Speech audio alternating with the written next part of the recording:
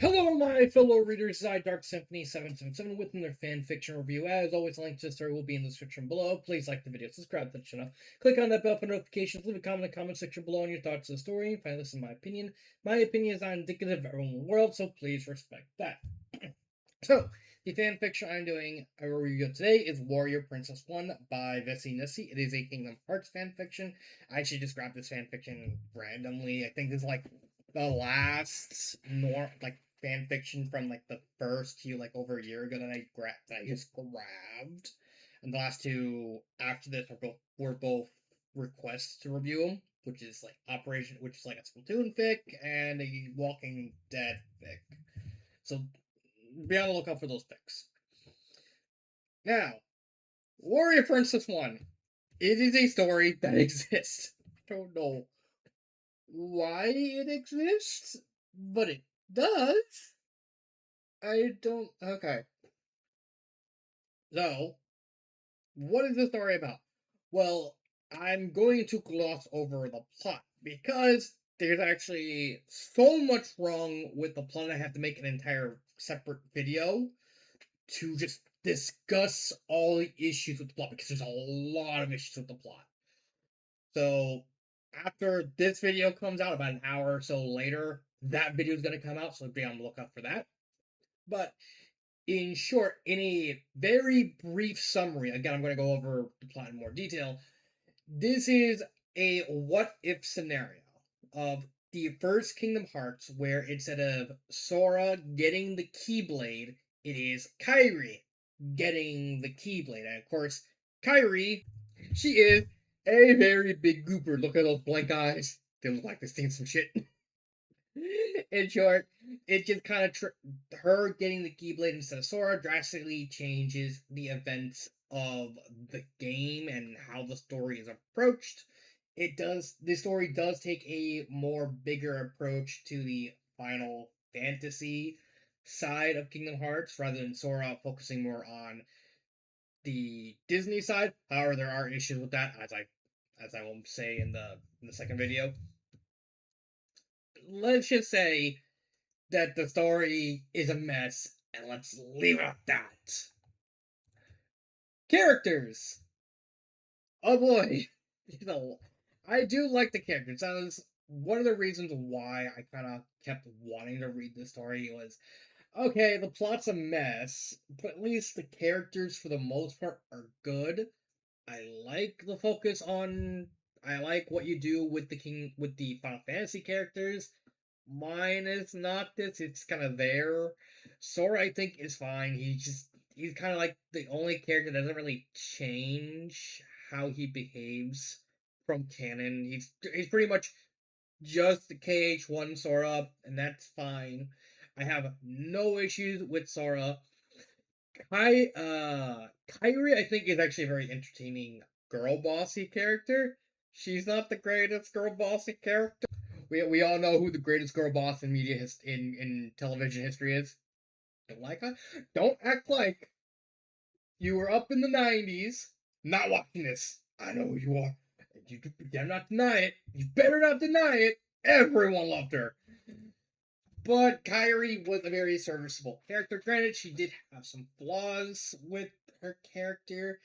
I don't like how she treated Riku. So, for context, in the plot of Kingdom Hearts 1, Riku basically plunged the Destiny Islands into darkness out of desperation for wanting to leave. He wanted to travel and see other places, and so in that desperation, he opened the door to let the Heartless in. And eventually, after Sora, Kairi, and Riku get separated, Riku kind of gets manipulated by not only Maleficent, but also by Ansem into believing that Sora doesn't see her as a friend anymore. He picks up two other friends, Donald and Goofy. And also Sora, you were supposed to get the Keyblade, but Sora got it instead, so now you're. And so that caused Riku to kind of develop jealousy, and throughout the game, we saw these little snippets of Sora and Riku's friendship kind of disintegrating slowly as Riku like became more and more jealous over the events of like all the happy stuff that Sora is going, and he feels that Sora's gonna take Kairi and try and take her away from him, and all that jazz, and trying to, in essence, Riku is trying to see himself as the hero, but doesn't realize he's being manipulated into a villain. But he gets get his shit knocked together. Granted, it takes him dying, and they get stuck in the dark world at the end of KH1 for that to happen. But it tried. What happens in this story is it's revealed that Riku is manipulated by Ansem from the off, meaning instead of willingly opening the door to darkness like the Heartless in, Ansem basically more or less manipulates Riku to do it instead. And this change causes Kairi to kind of to what a certain YouTuber likes to call girl bossing too close to the sun, where yeah, it makes sense for Kairi throughout the story to kind of just shit on Riku. It's like, okay, you murder all these people, you kill all these people, you cause all the destruction. However, Riku reveals that she was basically manipulated throughout the entire thing by Ansem, so because out of jealousy. So in this story, it's pure jealousy because he doesn't like the fact Kairi got the Keyblade, and also the fact that Riku has a crush on Kairi, and he's like, "Oh, I want to date you, and all that." Which would be fine, which honestly is fine from a storytelling perspective. Okay, he's kind of acting like a butt, and by being manipulated, he's kind of doing it for like he's kind of doing it like for idiotic reasons. But then you get to writing with hindsight, and this part of this doesn't make any sense. It's revealed canonically in uh, Birth by Sleep that Terra basically did this entire ceremony to have Riku eventually get Terra's Keyblade. It's mentioned in this story, but it makes no sense how it's used because Riku kind of just acts like an idiot because he just conveniently forgets, oh, I made a promise to this guy 10 years ago to get the Keyblade. And then I just randomly turn evil and I don't get the Keyblade and I'm just wondering why. It makes sense in context because again he's being manipulated by an actual evil villain into doing these deeds by playing on his emotions. So it does make sense. But what I'm having an issue with in regards to this is one, it really does like you could have easily had Ansem brainwash and make Riku forget about that promise because it doesn't like you would think if Riku knew about that promise that he wouldn't be acting at least like the jealousy over the Keyblade. Okay, you can make the argument like, okay, he's trying to protect Kairi. Like, okay, it's kind of a twisted sort of protection. That's why he's kind of doing all these evil things because he realized if I can beat Kairi, I can prevent Maleficent from doing like evil things and all these dark things. So that way I can protect her and be like guardian sort of thing. Okay, that at least makes sense in a twisted sort of way. But with the added promise from Terra that Riku knows, that just it it starts to not make sense because now you're questioning, okay, so why is one he's acting pretty free will, like he's planning on betraying Maleficent throughout the story, and he considers it at the end. He actually does do it at the end, but and even then he like even fights out of Ansem's possession because in canon Ansem possesses Riku, and this one he fights back and separates from Ansem, like, no, I'm gonna do things my way, and you're not gonna have that. And it really doesn't make any sense because the whole promise thing just kind of muddles the whole waters and causes like a weird bit of issues with his character. It's messy what I'm saying, but that's not in contention with Kairi. What I don't like about Kairi in relation to Riku is how she behaves after he tries to redeem himself. So in context, Riku finds out that Ansem he's been manipulated the entire time. He realizes, oh fuck, I fucked up. I'm gonna at least try to make it up.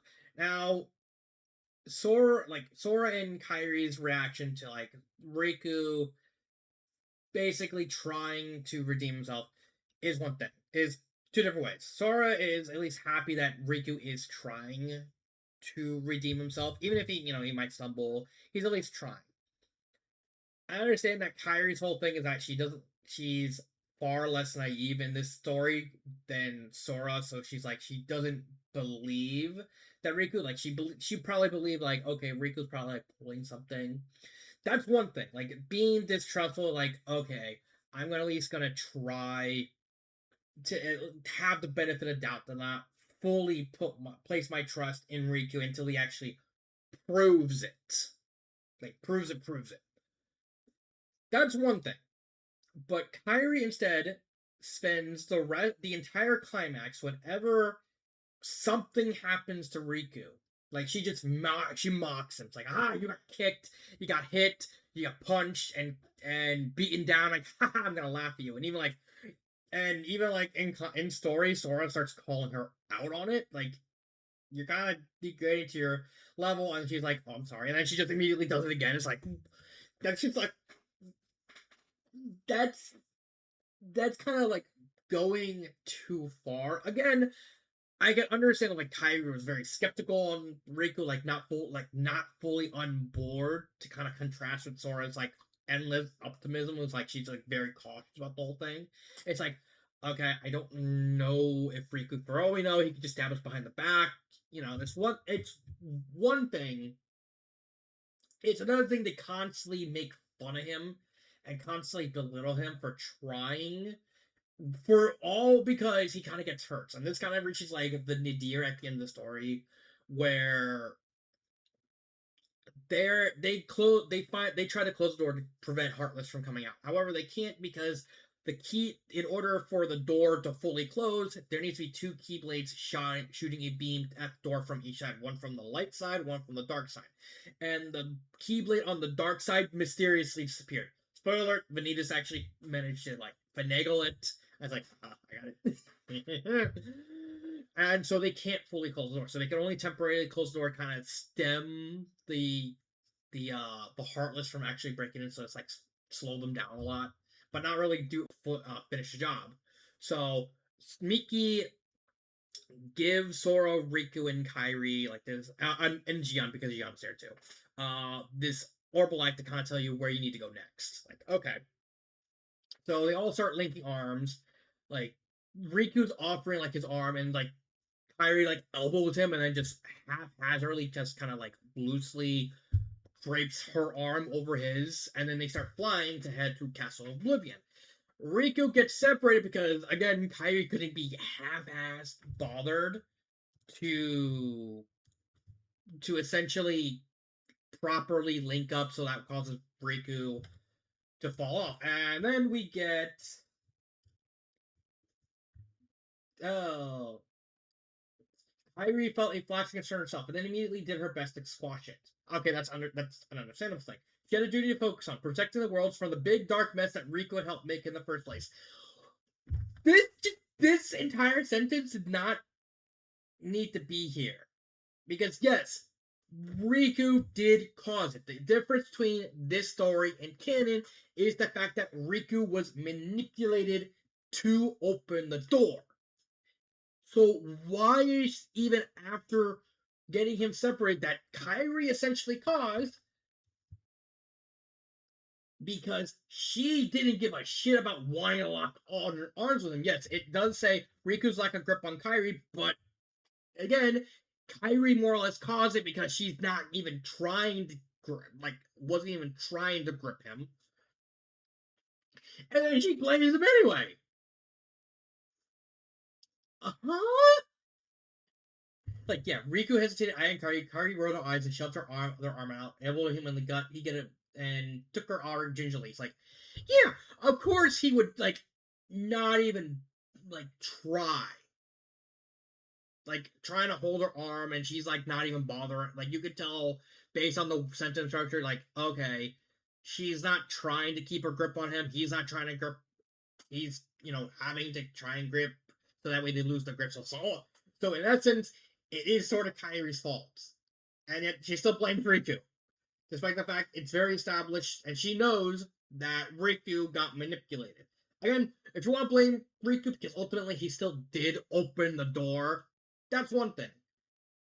Trying to and continuously blame him after he's at least trying to redeem himself, that's another thing. And it doesn't really help that throughout this entire climax, Riku kind of just turns into a blubbering baby. Like, it's one thing because the author goes like, oh, well, let's see. Where is it? Yeah, you can see right here, the consequence of the changes is going to be a lot deeper in Arctis than he was during canon. The only dark thing we see him do in the story is kill Geppetto. He just killed an old man. That's not really dark. Well, it's a deeper into darkness, but it's like barely enough. It's like barely anything. Yeah, they kind of ground on the fact that it's like, oh, he technically murdered everyone on Destiny Island. But he kind of already did that in canon because he opened up the door, let the Heartless in, and then destroyed Destiny Islands. Presumably, they already killed Kyrie, like everyone's family already in the game. So just adding a single death that he makes quick, like he kind of just stabs Geppetto quickly through the back and just leaves. That doesn't change much. And then he keeps losing. He acts like overly edgy and one dimensional, which is like entertaining because like, okay, you're trying to go for the over the top edgy boy deal. Okay, I can at least understand that. And then when he tries to turn good, he kind of just turns into like a baby, just sobbing all the time. And he has like cool moments where he gets like Terra's Keyblade at the end, so that way that him, Sora, and Kairi can team up and defeat Ansem. And then Alex just shows up to help. Good God, why not? Why didn't the author just have Alice be a main character? I don't know why. But everything up to like to getting redeemed, and Riku was at least entertaining. There are a bunch of OCs. I do have a problem with the OCs. They're just weirdly all girls, unimportant to the plot, and lesbians and horny, including Alice. Like Alice, honestly, Alice should have been more involved in the story. The fact that her only thing that she does is they pick her up from Wonderland because Wonderland doesn't exist. Spoiler alert! I'm going to talk about that in more detail in the other video. Alice's first thing is hitting on Kyrie. Kyrie, of course, blushes because, oh, she's just randomly getting hit on. Okay. They get picked up. They fight Heartless in the gummy ship. Alice joins them. And she's like, ooh, this shiny little thing. Let's see. It blew up. Yes. And of course, she's also mentally ill. And she disappears for everything after that because they kind of have to hide her because in order for Maleficent's plan to work, she needs all the 7 hearts. And as long as Alice is hidden, Maleficent's plan can't go to fail, can't succeed because even like they're betting on the possibility that Kyrie's gonna get captured. So it's like, okay, if Kyrie gets captured, we at least have a failsafe. We have Alice pretty much locked up, protected. We don't have to worry about that. Kyrie doesn't, of course, considers getting captured in Wonderland, but she doesn't. It doesn't add anything with those characters because you also have like the random girl in Olympus Coliseum who gets possessed by Ansem just kind of out of nowhere and at the end of the story. We're not even given any explanation why he picked Nissa. It's probably like a psychological issue. It's like, oh, it probably won't hurt this girl. Yeah, and Kyrie just kills her. Because he thinks like, oh, I can just stab the keyblade through her and kind of separate his heart from her. It's like, nope, doesn't do that. Ansem is fine. He's kind of just generic, whatever, but he's fine. And then finally you have like all the Disney characters, Disney as in quote unquote, which is just Maleficent, Hulk, and Phil, which are like the only big other Disney characters. There's also Alice, but Alice just doesn't show up a lot. Phil's fine. I like it. I find I'm not. I don't have a problem with him becoming chauvinistic, completely sexist. It's ancient. It's based on ancient Greece, at least, and also like Phil's behavior. I mean, it's fine. It's whatever. Maleficent, I think it's fine, but I wish she kind of showed up more, especially since you're still having her as like the main villain, which is another issue I kind of have a problem with. Why, like, you focus more on the Final Fantasy side of things, and then you still have the villain be Maleficent. There's plenty of other Final Fantasy villains that you could have probably did. Yeah, Noctis, you could have just picked Arden. Like, whatever. Hook. Weird situation. Like, all of them, you pick Hook. I get that you needed to, like, Neverland's like the only one of only two Disney worlds of like essential to the plot. The other one being Agrabah, but you just completely skip over Agrabah, more or less. It just doesn't make any sense. Why you put Hook? Like you could have at least added Jafar. Maybe you just had it, yeah, Jafar working with Riku, whatever. Uh, and then that's really it when it comes to like the Disney characters. There's also Aerith, and I love the fact that Aerith is a girl boss. She kind of took more inspiration from how she was in Final Fantasy Remake, which at least makes sense because she's more gung ho because she kind of knows how everything's gonna play out. If you play Final Fantasy Remake, it makes a lot of sense why Aerith kind of behaves the way she does in this story. If you played Remake, it makes a lot of sense. Uh, Point is, a lot like really only bad characters are like they only get bad at the very end because Riku's fine until the end, Kairi's fine until the end. A lot of the characters are at least very decent. Like there's a lot of good chemistry with like how they behave around each other. With like Aerith becoming like the team, like acting as like a surrogate mom for Kairi's like, oh please, but mom, did you call me mom? No, you're not my mom. And of course, like Eric having like the time of her life, acting as like technically the Donald of the group. Oh, there's also Xion, and I did like the fact that he kind of portrayed Xion as like being an empty shell because it makes sense in context of the plot that Xion doesn't have her memories of sorts, so she doesn't have like a full-on personality. She's kind of like a rabid animal when she's first introduced, and like she spends the rest of the story just trying to figure out everything that's going on. Like she doesn't have like any norms. Like she has the cloak, but underneath it is like she's just butt naked because she doesn't even know the concept of clothes. And like at the end where like they're about to fight Maleficent, like she misunderstood just like a concept, like a phrase, and we're gonna fuck you up. She goes, "We're gonna fuck you," and like everyone just turns to her, like it's implied like Maleficent just kind of just staring, like what? It's like and they stop they don't even start the fight because Kyrie just starts chastising Gianna's like, no, no, no, that's not how you say that. But I heard Aaron think, no, no, no, it's fuck you up, not fuck you, because that's a completely different thing. You'll just Kyrie, say it right, okay? We're gonna fuck you up. Yes. You know, you're being a bad influence on her. Shut up, Sora. But I think that's a very cute moment. It's mildly entertaining. There's like most of my praise for the story are the character moments. It is a very cutesy. It is very like girl bossy in the way, but it's very entertaining nonetheless.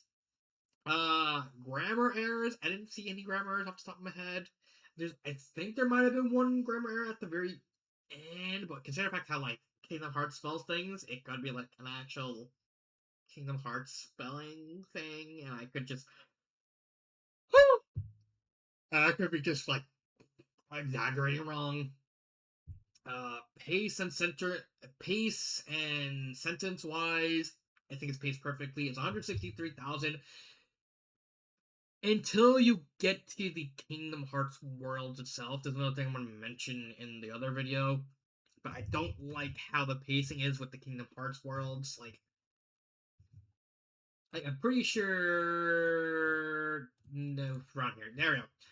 Like the author just skips a lot of the worlds because the game made him too fast, but I'm gonna make it fast. Then you just don't you make them so fast that you don't have any of the characters interact with any of the worlds outside of Olympus and Neverland, and also like in a unique world. And then we're gonna have and I talk about that world a bit because there's a lot of problems with that world.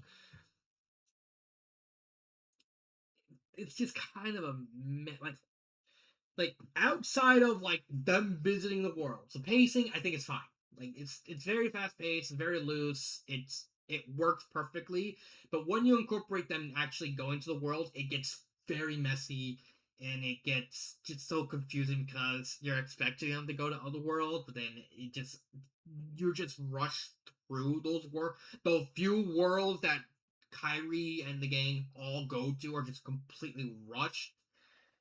It it doesn't make any sense outside of Olympus Coliseum because the author at least kept that world short because Olympus Coliseum is technically the shortest world from a story quote unquote perspective. So yeah, would I recommend this story? No.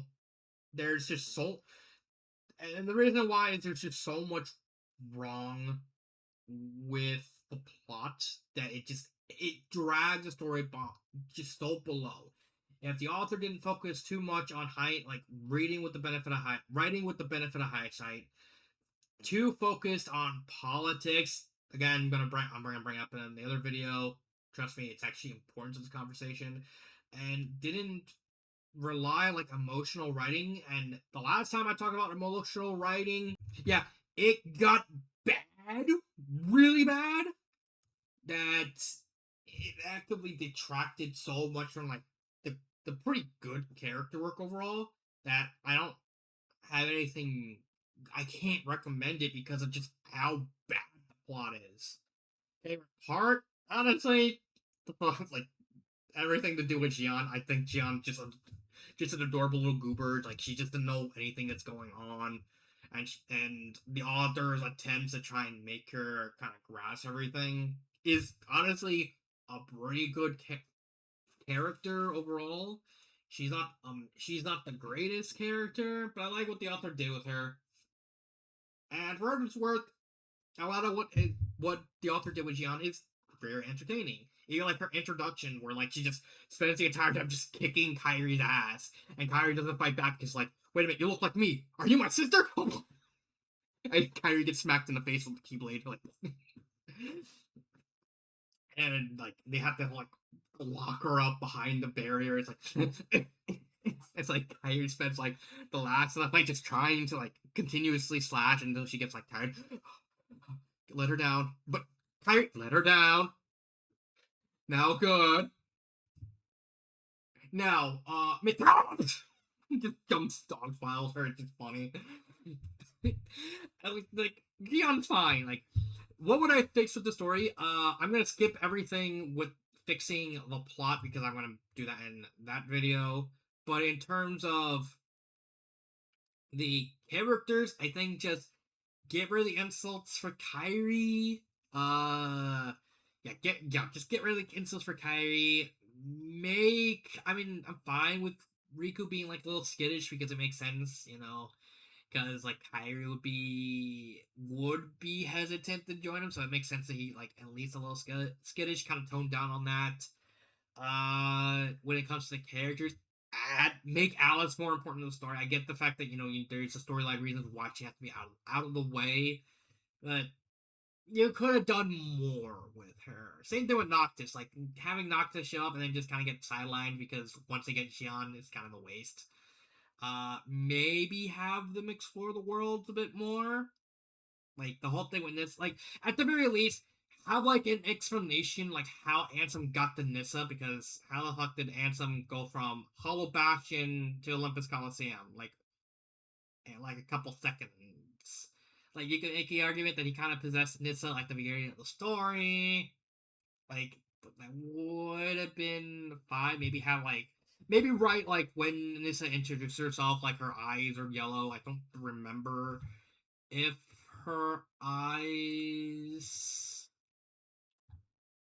I can't remember. Yeah, like right here, this little paragraph right here. The person she run into straightened, shook their head. Like you could have, instead of doing brown eyes, you could have had yellow eyes. That would have been like a clue that Ansem was possessing her. It would have been very subtle because it would have been it because at least it would have been like an actual hint. Like it would have been out in plain sight. Like, oh, she just has yellow eyes. Like, okay, because Ansem naturally has yellow eyes, I believe. Let me get a second. Yeah, like you can see here, he has like orange, yellow, like yellowy orange eyes. You could have just described, like you could have just given her those eyes, to kind of hint that Ansem was already possessing her at the beginning of the story.